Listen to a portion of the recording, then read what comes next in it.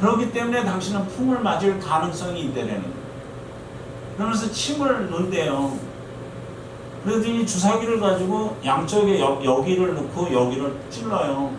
피도 하나도 안 나는데 제 느낌에는 한쪽에서 에어가 빠지는 소리가 나는 것 같아요. 뭐가 픽 하고 빠지는 소리가 나는 것 같아요. 그러더니 이제 됐대. 이제 같아졌대. 예? 그러니까 그분의 원리는 그거예요. 그분도 항상 이 항상성을 유지하는 게 중요한 거다라고 얘기를 해주는 거예요. 예? 그리고 자극은 이 침자리가 어디 있는 게 아니라 자극은 어디나 동일하게 유지해 나갈 수 있다는 걸 얘기를 해주는 겁니다. 그러니까 여러분들이 어느 질환에 목을 맞춰야 되겠다고 하시지 말라라는 얘기예요. 제 얘기는. 그거는 대충 봐도 다 맞는 거고, 우리가 이게 여러 가지 증상이, 아픈 사람은 여러 가지 증상이 있어요. 한꺼번에 옵니다. 근데 그 중에 이걸 한꺼번에 다 고치려고 생각을 하면은 아무것도 못 고쳐요. 그 중에 딱 하나만 고쳐주게 되면은 그 다음 거 딸려오게 되죠. 이런 부분들이라고 저는 생각을 해요. 그래서 기본적으로 우리가 불균형이 일어나는 것들이 영양소 균형이에요. 근데 영양소 균형이라는 것은 현대의학을 하면서 영양소 균형은 어쩔 수 없이 일어나요. 지금 여러분들이 먹고 있는 게 제대로 된 것을 먹고 있는 사람이 누가 있을까요? 그건 모자랐을 뿐이 없어요. 그리고 현재 20년 전에 사과하고 지금의 사과, 그 다음에 20년 전에 귤하고 지금의 귤하고 영양소 균형 불균형 테스트를 해보면은 완전히 틀려져 있어요. 겉으로 보기에는 색깔도 좋고 맛도 좋고 다 좋죠. 그렇지만 틀려져 있어요. 그래서 영양소 불균형이 일어나는 거예요. 그 다음에 굶어 죽는 사람은 하나도 없어요. 칼로리가 부족한 사람은 하나도 없어요. 그렇지만 여러 가지 미량원소가 모자라는 경우는 수없이 많이 있어요. 그래서 나타나는 거예요. 엊그저께 제가 부산을 갔다 왔는데, 어제 거기는 이제 폐 질환에 대해서 전문으로 고치는 병원이에요. 근데 제가 이제 간단하게 이제 BIA에 대한 것들을 설명을 해주고 그러고 올라오는데 전화가 왔어요. 질문을 좀 하겠습니다. 그랬더니 혹시 ADHD에 대해서 좀 알고 계시나요? 그렇게 얘기를 하더라고요. 예, ADHD 알죠. 조금 알죠. ADHD의 원인 중에 가장 중요한 것이 중금속 오염이 ADHD의 원인입니다. 그래놨더니 자기 환자분 중에 ADHD인 환자들이 너무 많다는 거예요. 그거는 강남에 대치동에 있는 병원들이 ADHD를 잘 고치는 병원들이에요. 근데 이름은 ADHD 전문이라고 되어 있지만 환자들은 어떤 환자들이 가느냐 하면 공부가 잘하는 애들이 가는 병원들이에요. 공부 잘하는 애들이 더 잘하게 하기 위해서, 더 집중을 하기 위해서 하는 병원들이에요. 근데 집중을 하게 되는 원인은 가장 큰 게 뭐냐면은 영양 밸런스를, 영양소 균형을 잡아주는 거예요. 요즘 애들은 엄마들이 가장 편하게 해주는 게 뭐예요? 아이한테 밥 주는데 가장 편하게 해주는 건 고기뿐이 없어요. 고기처럼 편한 게 없어. 그것처럼 잘 먹는 게 없어. 네? 근데 고기만 주면은 영양소 불균형이 일어난다는 거예요. 그래서 나타나는 거고, 그 다음에 중추신경계와 신경전달물질도 영양 밸런스다. 왜 이런 데 문제가 일어나냐면, 우리가 식당에 가보면은 고기가, 맛있는 고기를 전부 사는 게 뭐죠? 암돼지 달라고, 암소고기 달라고, 그 다음에 암탉 달라고 그러잖아요. 우리가 먹는 것 중에 은연중에 호르몬 밸런스가 깨지게 되어 있다는 거예요. 전혀 그런 것들은 신경을 못 쓰고 있는 거거든요. 그리고 왜 우리 애가 점점 이렇게 성조석증에 걸리나요? 뭐 이런 얘기들을 하게 되는 거거든요. 그것만 바로 잡아줘도 성조석증에서 벗어날 수 있는 부분들이거든요. 그 다음에 필수지방산하고 염증기능. 우리가 그 염증, 그러니까 통증이나 염증을 잡을 때 쓰는 것을 뭐라고 얘기합니까? 엔세이드, 진통소염제라고들 얘기를 하고 있고 그걸 쓰고 있잖아요. 근데 진통소염제는 양날의 칼이 있다라고 얘기를 하고 있었어요. 그 항상 배울 때 진통소염제를 쓰는 사이드 이펙트가 있다라는 것을 얘기를 해주고 있었거든요. 근데 그게 뭐냐면 한쪽에 다른 부작용을 일으키게 하는 물질들이 있기 때문에 그런 것들이 나타나는 바이옥신이나 뭐 이런 엔세이드들이 전부 그런 데 쓰이는데 그것을 자연적으로 해주는 것들이 오메가3라는 거예요. 부작용도 없애주면서. 근데 오메가3와 오메가6의 비율이 현대인의 식사는 완전히 깨졌다라고 얘기되죠. 20대 1 정도라고 되어 있어요. 4대 1이 이상적인데 20대 1 정도로 깨져 있어요. 오메가6가 많은 것을 주로 많이 먹고 있고 오메가3는 적은 것을 주로 많이 먹고 있다는 거죠.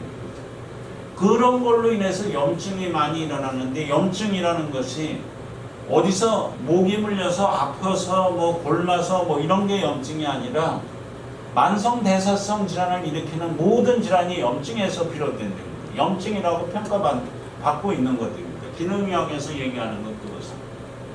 그 다음에 산화 스트레스와 에너지 대사, 소화 기능, 그 다음에 간 기능, 해독 기능, 그 다음에 호르몬 불균형, 중금속 환경 독소. 요즘은 그 비스페놀이니 부타네인이니 뭐 이런 것들 굉장히 그 SBS에선가 거기 뭐 인체 뭐 독성가 뭔가 해가지고 나온 것들 중에 이런 것들이 있게 되죠. 이런 것들에 대한 임상적인 불균형을 이 10가지 불균형만 먼저 이렇게 센터적으로 해본다고 해도 그 사람이 어떤 고통에서 주로 그 문제가 일어나는지를 쉽게 찾아낼 수 있는 부분들이라는 거죠. 이게 생명과학을 이해하는 부분들이에요. 생명현상을 이해하는 거예요. 근데 이런 것들을 잘못된 지식에 의해서 그냥 추측하지 말라라는 거예요. 다 검사해보고 갈 수 있는 부분들은 검사해보고 하고 그냥 추측해보면은 다 잘못된다는 거예요. 그런 것들이 이렇게 여러 가지 이게 기능 이런 거 검사들은 별로 없었어요. 문지표라든가 혈액을 통한 혈액 검사, 생화학적 검사, BIA 이런 것도 별로 없었던 요즘 들어서 2008년도에 이게 처음 나온 거거든요. 그 다음에 BTA 검사도 지금 현재 하고 있는 병원들이 별로 없어요. 타액 가지고 하는 거거든요. 타액하고 소변 가지고 하는 검사인데 체액성분 검사, ECS 검사라고 하죠. 그 다음에 모발 중금속 검사도 제가 저희 회사에서 제일 처음에 특허도 가지고 있고 이것이 이렇게 개발해서 2003년도에 상용화시킨 검사거든요. 근데 이 검사는 그 온누리 약국 체인에서 먼저 이 검사를 했었어요. 모발 검사를. 근데 그 온누리 체인에서 검사를 한 케이스가 한 5천에서 10,000건 사이 돼요. 근데 그 데이터가 별로 이렇게 써먹지를 못하고 그냥 사라져 버렸다는 얘기죠. 그 다음에 아연이 우리가 많이 필요하다라고 얘기하는데 이게 아연 쉽게 얘기하면 정력이 없는 사람도 아연이고 머리카락이 없는 사람도 아연이고 뭐 여러 가지 아연에 대한 것들이 많아요. 근데 아연을 쉽게 검사할 수 있는 부분들이 있어요. 징크 테스트 검사라고 해요. 아연을 조금 넣은 액체를 만들어서 마셔보게 하는 거거든요. 그걸 마셔보면 이 떫은 맛이 강하게 나타나고 이런 사람들은 내 몸에 아연이 많은 거예요. 미루에서 그 맛을 제대로 나타내주는 거고 그것이 없고 그냥 물맛으로 넘어가는 사람들은 아연이 없는 거예요. 그래서 여러분들의 부모님들이 입맛이 없다 그러는데 입맛이 없는 거를 맛있는 데 가서 뭐 여기저기 음식점을 쇼핑해주고 다닌다고 해서 그분이 입맛을 찾는 게 아니고 그 입맛은 아연 부족에서 나타나는 거거든요. 그것을 해준 게 하면 되는 거죠. 그 다음에 타액 호르몬 검사라고 그래가지고 열받으면 선생님 열받으면 어떻다고 표현을 해요? 열 딱 받으면 막 머리에서 김난다라고 얘기하고 그러잖아요.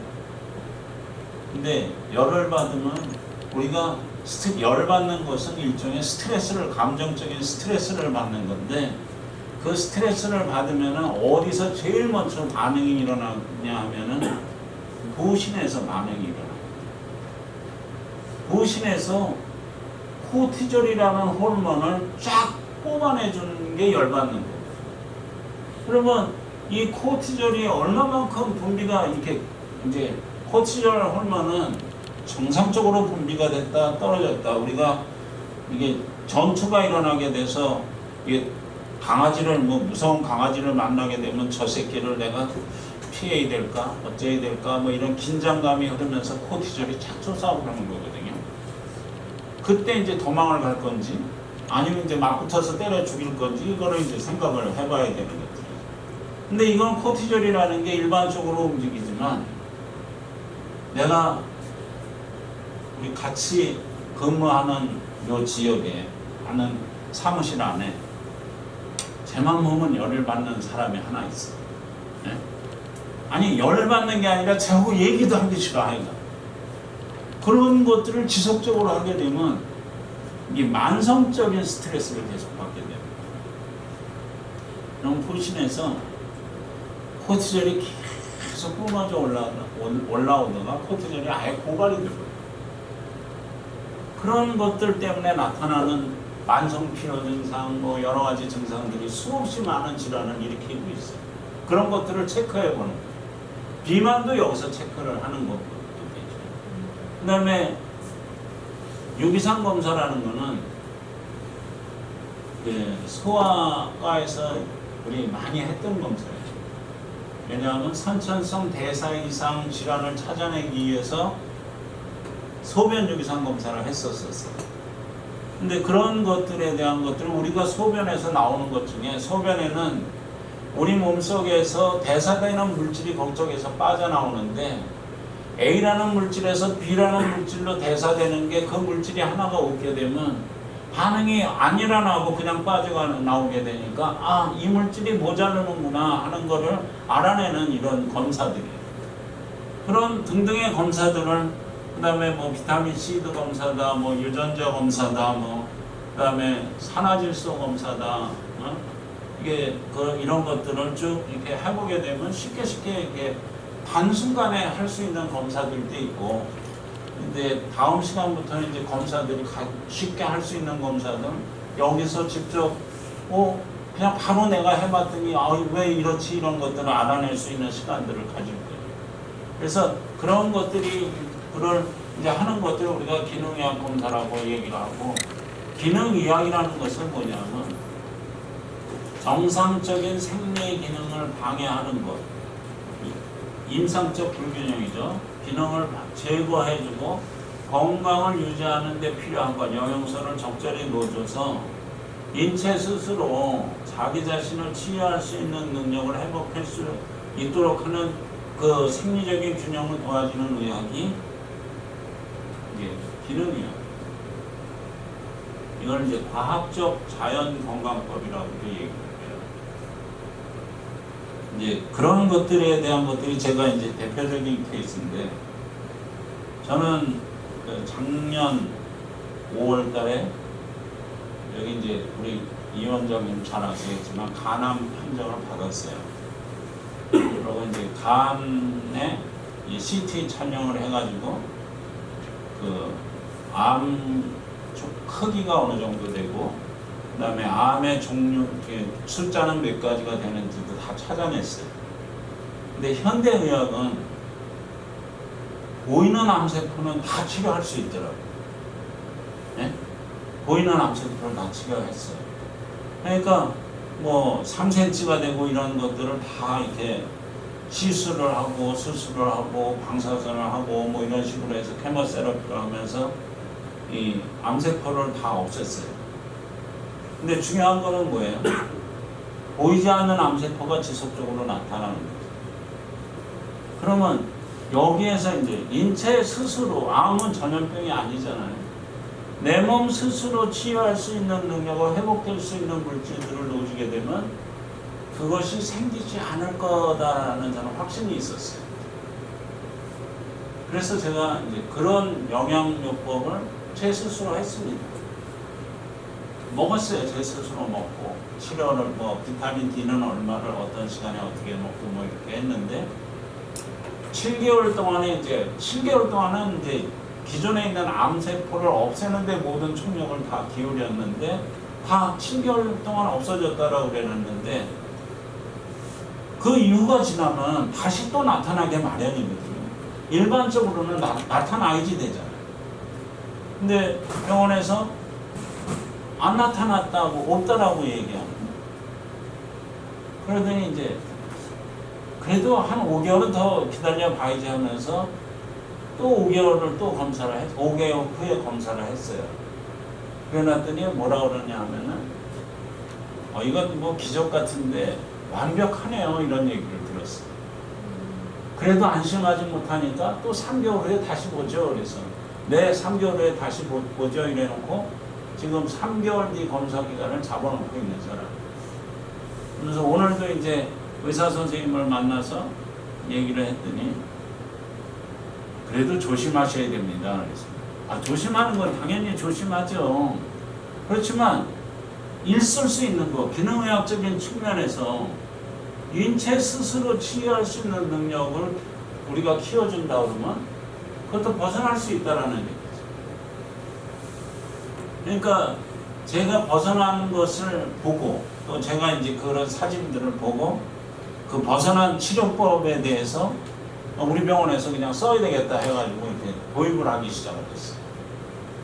그게 굉장히 큰 거예요. 이렇게 그냥 가만히 있어도 이렇게 가는 건. 이게 기능의학이에요. 예, 기능의학의 원칙이 있어요. 근데 이 원칙을 기능의학을 부정하는 사람들은 요 원칙을 가지고 요렇게 이용을 한다라고 얘기를 해요. 근데 그게 다 사기다. 이런 식으로 얘기를 하는 게 또 이렇게 기능의학을 부정하는 사람이에요. 그래서 우리가 생화학적 개별성, 바이오케미컬 인디비듀얼리티를 인정해줘야지 됩니다. 왜냐? 장내세균이 어떤 사람이 있는 데는 메팔민을 써도 당뇨 치료가 잘 되는 반응을 일으키는 사람이 있고 안 일으키는 사람이 있으니까 그런 그 바이오케미컬 인디비듀얼리티를 알아야 된다는 건 이제 당연한 얘기입니다. 근데 이것을 우리나라 한의학에서 잘 해놓은 것이 뭐냐면 사상의학이에요. 예? 근데 사상의학이 잘 맞나요? 여기 그 뭐 한의사 선생님도 계시지만 사상의학을 하고 있는데 그거를 마치기 위해서 그 국가에서 지원도 엄청나게 많이 해줬어요. 그것을 우리나라 의학을 체계해서 전 세계로 보내려고. 근데 안 맞아, 서로가 다. 예? 이 사람은 태양이라고 그러고 이 사람은 태음인이라고 그러고 이런 것들이 잘 안 맞는 거죠. 그렇지만 저는 그건 있다라고 봐요. 그것이 생화학적 개별성의 차이다라고 보고 있는 거고. 그 다음에 질병 중심적 접근이 아니라 환자 중심적